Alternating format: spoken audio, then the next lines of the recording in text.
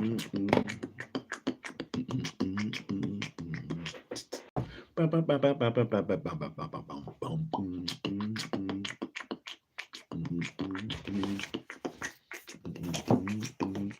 everybody. How y'all doing? Welcome back to Rise and Scripts. Man, this is late, but we up here. We out here today. We out here. Rise and Scripts, baby.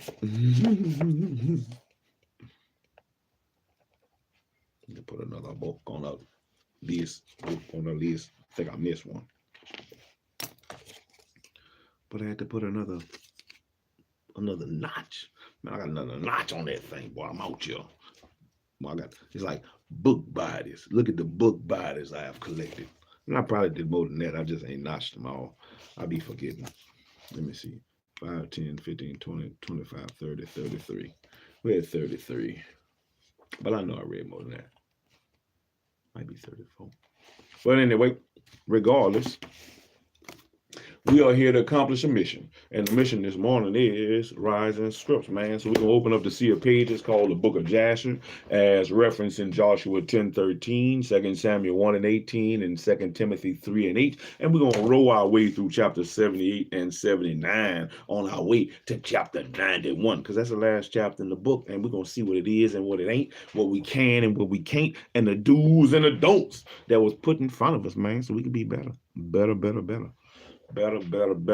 So we're going to get right into it, though, for the most part. I hope everybody's having a wonderful day, a wonderful start of your day. You know, maybe you're starting late like me. Or maybe you've been up for a while, man. It don't matter. Let's get at it. That's what it is. Let's get at it. So, but let's knock down the walls of Jericho, though, man, and let the horns blow, man. Put the trumpets up and let them sound and knock all the walls down.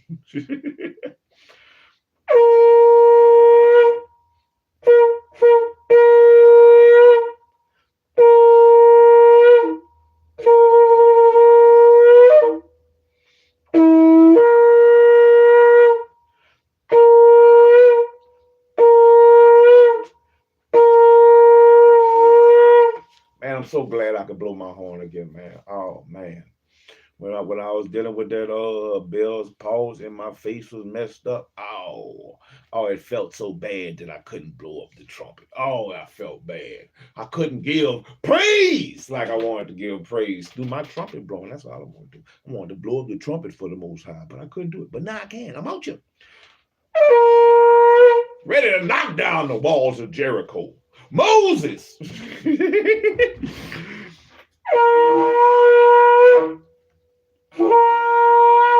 Oh, my horn sound wonderful. I still need to keep learning, though. I need to learn how to make it fluctuate when I want to. But let's grow, man. Let's read and grow. Let's start the show. Chapter 78, and Moses is called. Moses called. We're going to read 78 and 79. Moses before Pharaoh. 78 and 79 out of the ancient book of Jasher. So get your pen and give me a highlighter just in case. Pens, highlighters, whatever you may need so you can succeed since you got breath to breathe. Chapter 78. Moses called. Moses. At that time died Baal-Hanan, son of Akbar, king of Edom, and was buried in his house in the land of Edom.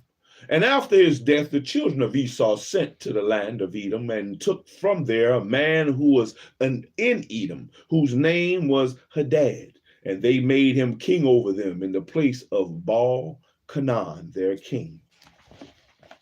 And Hadad reigned over the children of Edom 48 years. And when he reigned, he resolved to fight against the children of Moab, to bring them under the power of the children of Esau as they were before.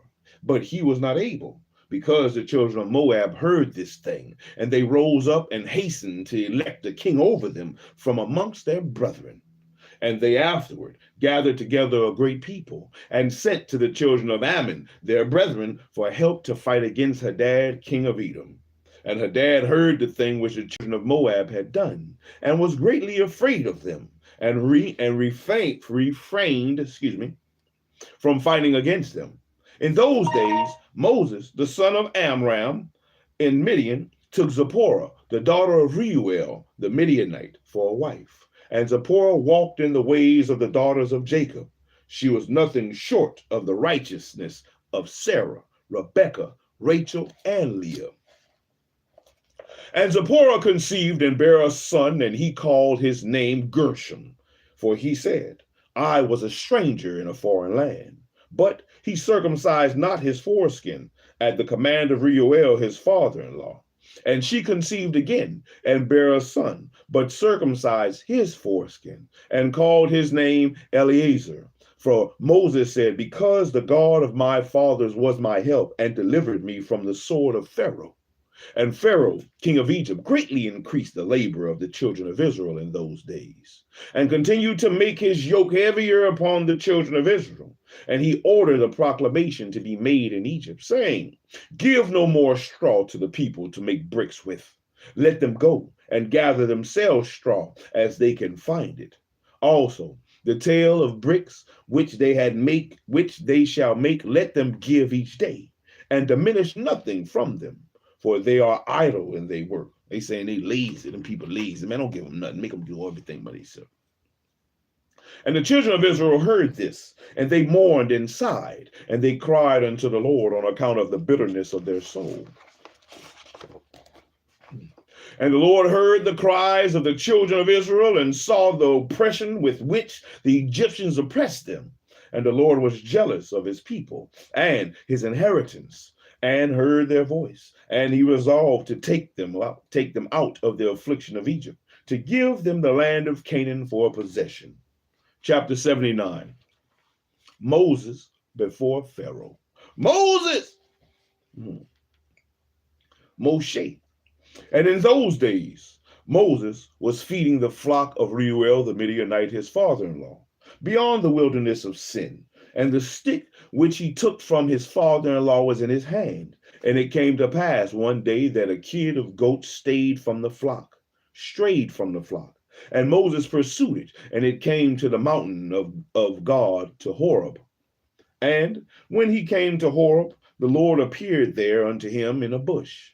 And he found the bush burning with fire, but the fire had no power over the bush to consume it. And Moses was greatly astonished at the sight. Wherefore the bush was not consumed, and he approached to see this mighty thing. And the Lord called unto Moses, Moses, out of the fire, and commanded him to go down to Egypt, to Pharaoh, king of Egypt, to send the children of Israel from his service. And the Lord said unto Moses, go, return to Egypt, for all those men who sought thy life are dead. And thou shalt speak unto Pharaoh to send forth the children of Israel from his land. And the Lord showed him to do signs and wonders in Egypt before the eyes of Pharaoh and the eyes of his subjects, in order that they might believe that the Lord had sent him. And Moses hearkened to all that the Lord had commanded him. And he returned to his father-in-law and told him the thing. And Reuel said to him, go in peace. And Moses rose up to go to Egypt, and he took him, his wife, and his sons with him. And he was at an inn in the road. And an angel of the Lord came down and sought an occasion against him. And he wished to kill him on account of his firstborn son, because he had not circumcised him, and had transgressed the covenant which the Lord had made with Abraham. For Moses had hearkened to the words of his father-in-law, which he had spoken to him, not to circumcise his firstborn son, therefore he circumcised him not. And Zipporah saw the angel of the Lord seeking the occasion against Moses, and she knew that this thing was owing to his not having circumcised her son Gershom. And Zipporah hastened and took of the sharp rock stones that were there, and she circumcised her son, and delivered her husband and her son from the hand of the angel of the Lord. And Aaron, I know that thing hurt, a sharp rock stones. Oh. But she saved Moses and Gershom. And Aaron, the son of Amram, the brother of Moses, was in Egypt walking at the riverside on that day. And the Lord appeared to him in that place, and he said to him, go now toward Moses in the wilderness. And he went and met him in the mountain of God, and he kissed him. You know, it's making me think about how Aaron Aaron is one of the forefathers of the tribe of Levi. And it says that the tribe of Levi didn't even do the work with the other tribes. They didn't go to do the work with other tribes because they knew that Egypt was on some humbug already. So in all the movies, like the children's movies and stuff like that, they always show Aaron, like in Prince of Egypt, they show Aaron busting his butt with everybody else, which Aaron wouldn't have been doing if the book of Jasher is correct. Aaron wouldn't have been out there working. That's why he had time to go out to meet Moses, because he wouldn't have been doing no hard labor with his kinfolk. And Aaron lifted up his eyes and saw Zipporah, the wife of Moses, and her children. And he said unto Moses, who are these unto thee? And Moses said unto him, they are my wife and sons, which God gave to me in Midian. And the thing grieved Aaron on account of the woman and her children. And Aaron said to Moses, send away the woman and her children, that they may go to her father's house. And Moses hearkened to the words of Aaron, and did so. And Zipporah returned with her children, and they went to the house of Reuel and remained there until the time arrived when the Lord had visited his people, and brought them forth from Egypt, from the hand of Pharaoh. And Moses and Aaron came to Egypt, to the community of the children of Israel, and they spoke to them all the words of the Lord. And the people rejoiced, an exceeding great rejoicing. And Moses and Aaron rose up early on the next day, and they went to the house of Pharaoh, and they took in their hands the stick of God. And when they came to the king's gate, 2 young lions were confined there with iron instruments, and no person went out or came in from before them, unless those whom the king ordered to come. When the conjurers came and withdrew the lions by their incantations, and this brought them to the king. And Moses hastened and lifted up the stick upon the lions, and he loosed them. And Moses and Aaron came into the king's house. Be gone.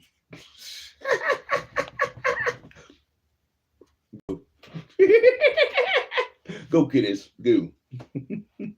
And the lions also came with them in joy. We rocking with you, Moses. And they followed them and rejoiced as a dog rejoices over his master when he comes from the field. Ooh. And when Pharaoh saw this thing, he was astonished at it, and he was greatly terrified at the report. For their appearance was like the appearance of the children of God.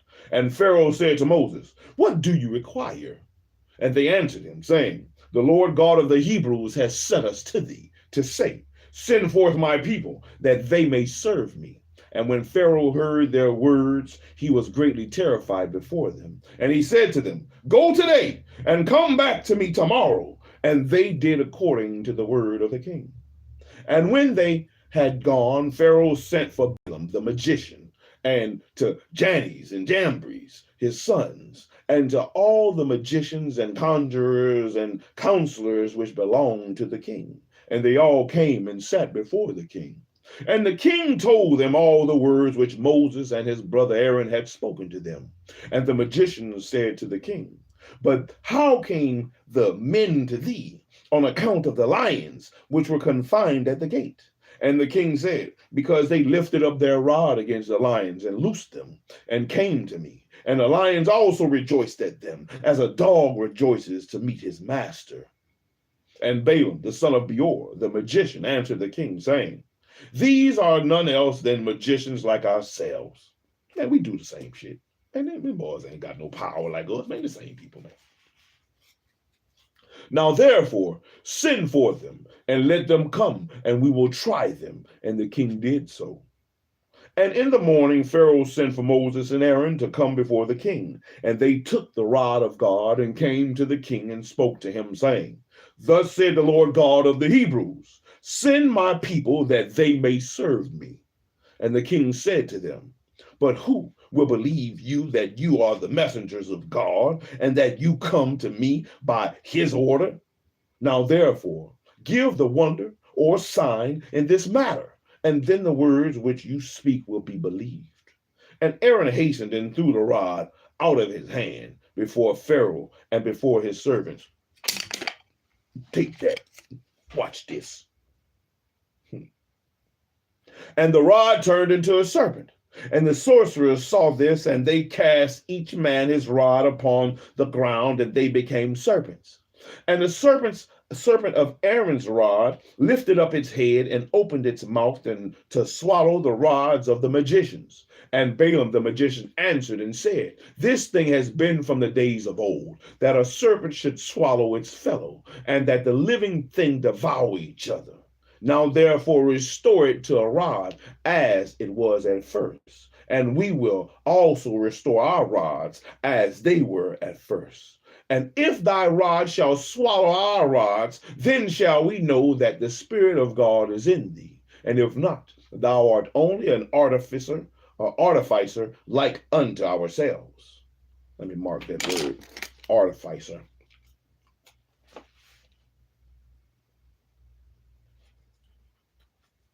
And Aaron hastened and stretched forth his hand and caught hold of the serpent's tail, and it became a rod in his hand. And the sorcerers did the like with their rods, and they got hold, each man of the tail of his serpent, and they became rods as at first. And when they were restored to rods, the rod of Aaron swallowed up their rods. And when the king saw this thing, he ordered the book of records that related to the kings of Egypt to be brought.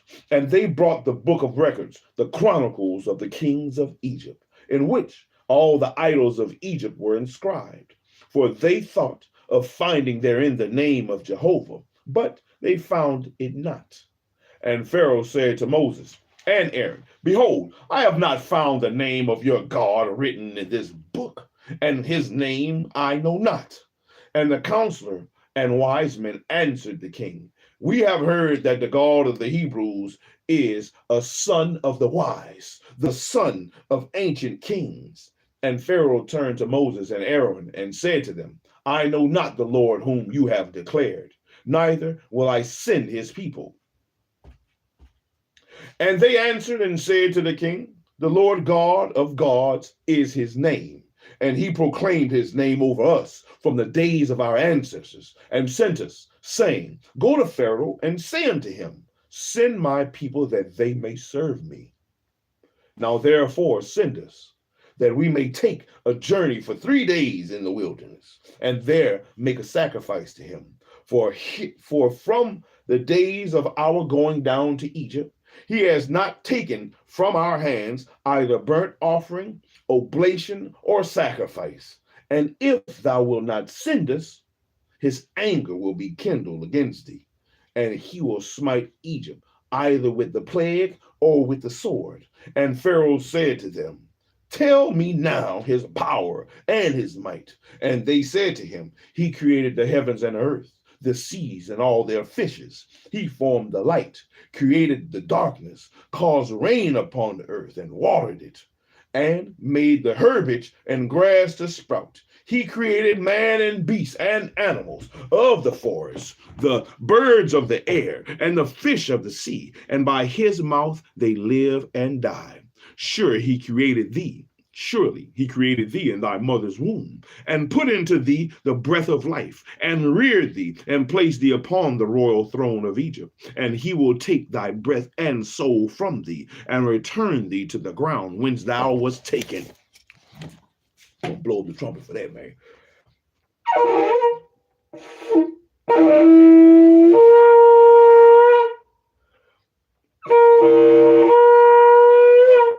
For everything he did. He created everything.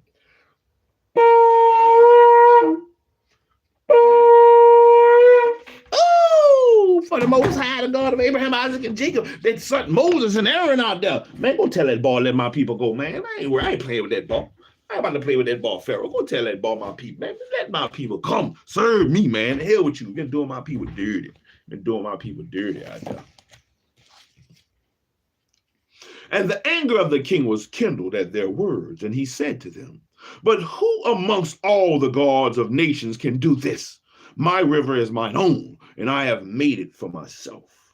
and he drove them from him. And he ordered the labor upon Israel to be more severe than it was yesterday and before.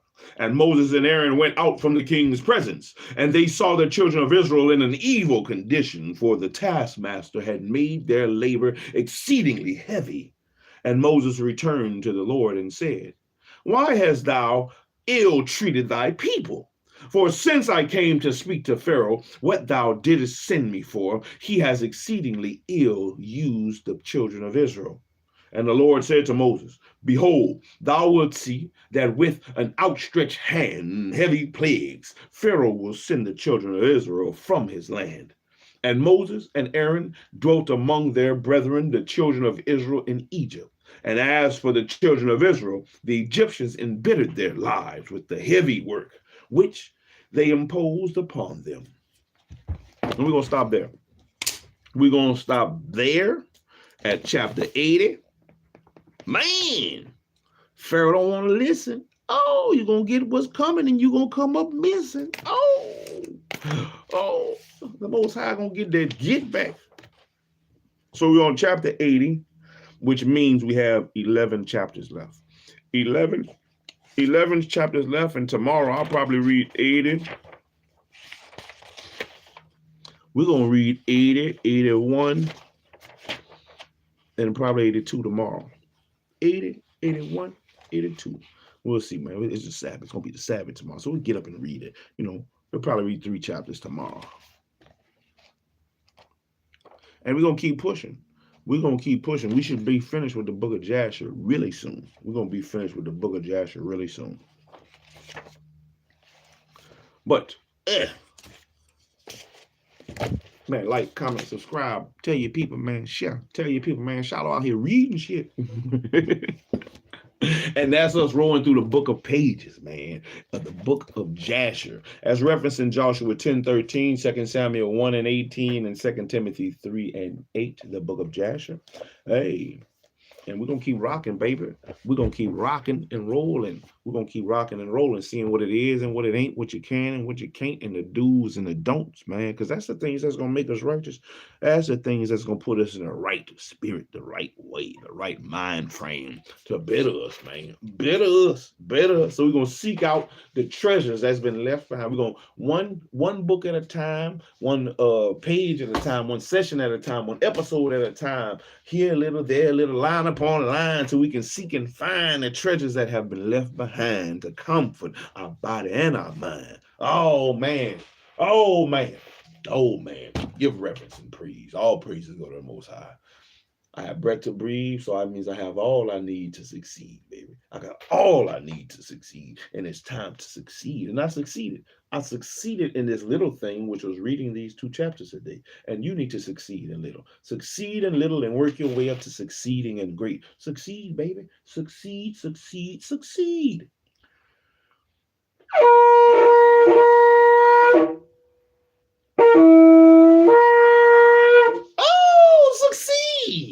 That's what we got. You can do it. But till next time, shalom, everybody. Happy prep day. Get ready for the Sabbath, man. Remember the Sabbath. Keep it holy. That's what you should do. That's a do and a don't. Don't buy or sell. Don't cook on the Sabbath. Remember the Sabbath day to keep it holy. Man, we out here. Lowski. Shalom. I'm out here, baby. And hey, till next time, shalom out.